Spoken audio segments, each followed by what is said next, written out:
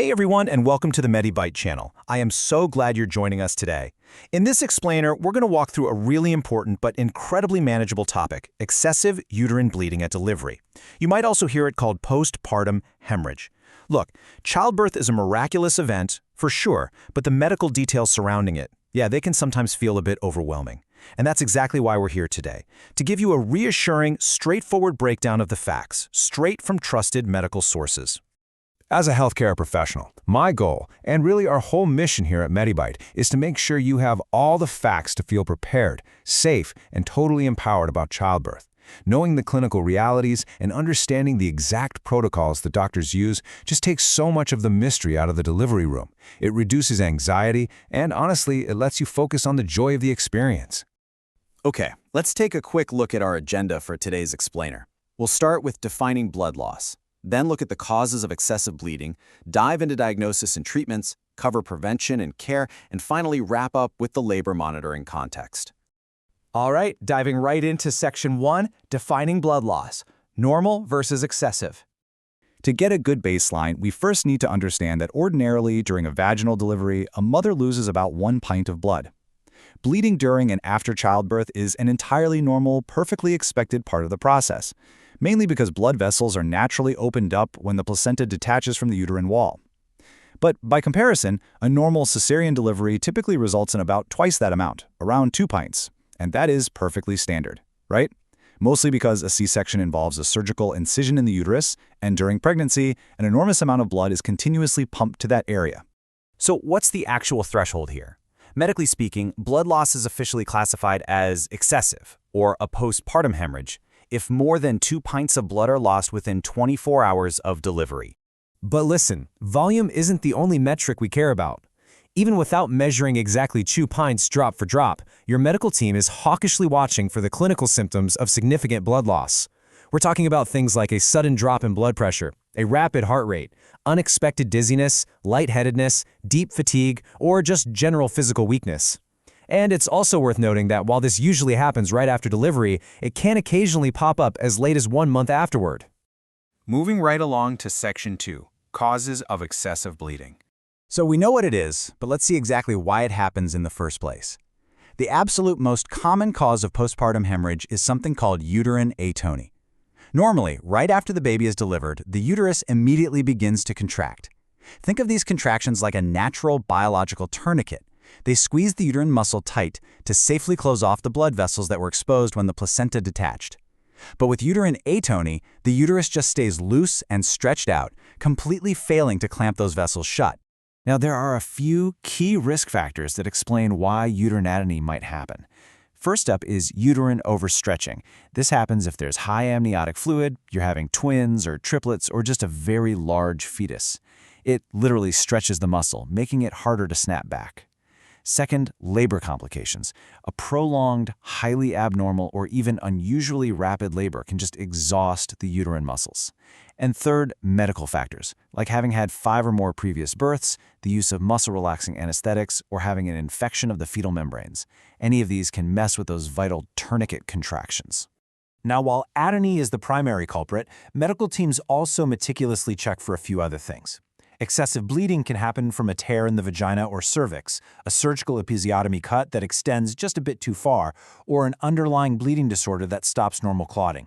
We also always check for leftover pieces of the placenta that might be stuck inside the uterus, the presence of uterine fibroids, or in incredibly rare cases, the uterus actually rupturing or turning inside out.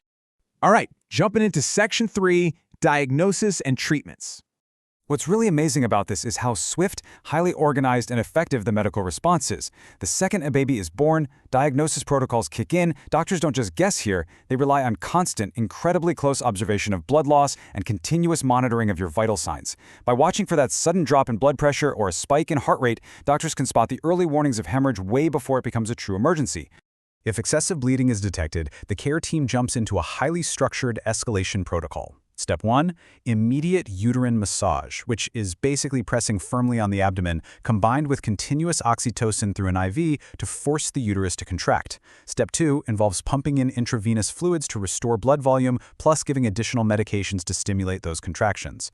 If the bleeding keeps up, Step 3 is a physical exam to manually remove any stubborn placental fragments. And if absolutely necessary, they move to Step 4, advanced arterial compression procedures.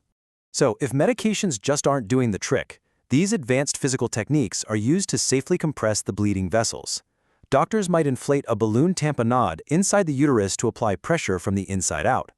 They might use specialized packing, or even place a clever device that applies gentle suction to encourage the uterus to contract. Sometimes, a doctor might place surgical sutures, like a B. Lynch suture, around the uterus to stem the flow.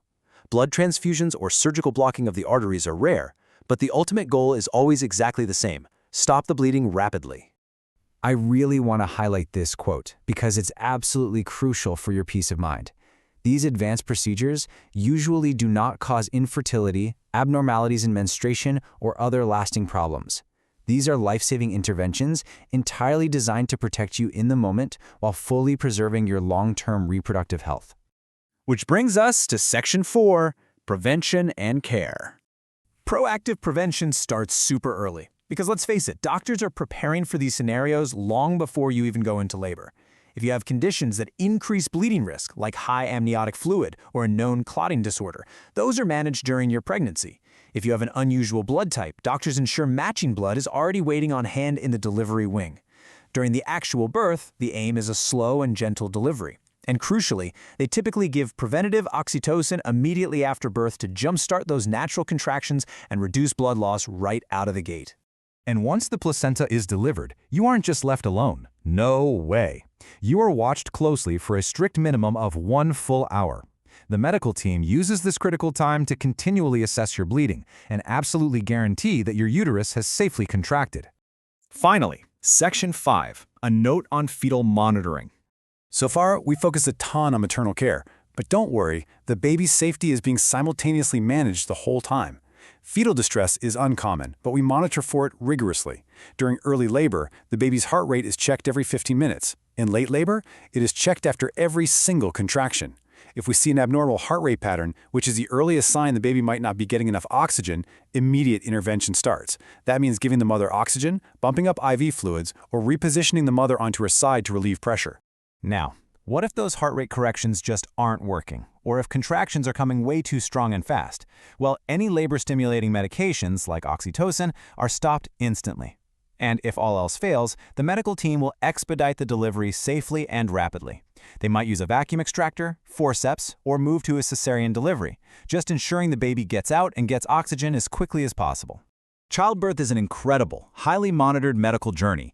Knowing that your medical team has a solid, structured plan for complications for both you and your baby should honestly bring you a tremendous amount of peace of mind. So, I'll leave you with this final thought. Have you discussed your specific delivery risk factors and blood typing with your healthcare provider yet? Taking that step is exactly how you become an empowered, informed participant in your own healthcare. Thank you so much for joining me today. I really hope this explainer brought you clarity and comfort regarding the clinical realities of childbirth. Please don't forget to like, share, and subscribe to the MediByte channel right now so we can keep bringing you clear, empowering, and trusted medical knowledge. Stay healthy, stay informed, and we will catch you next time.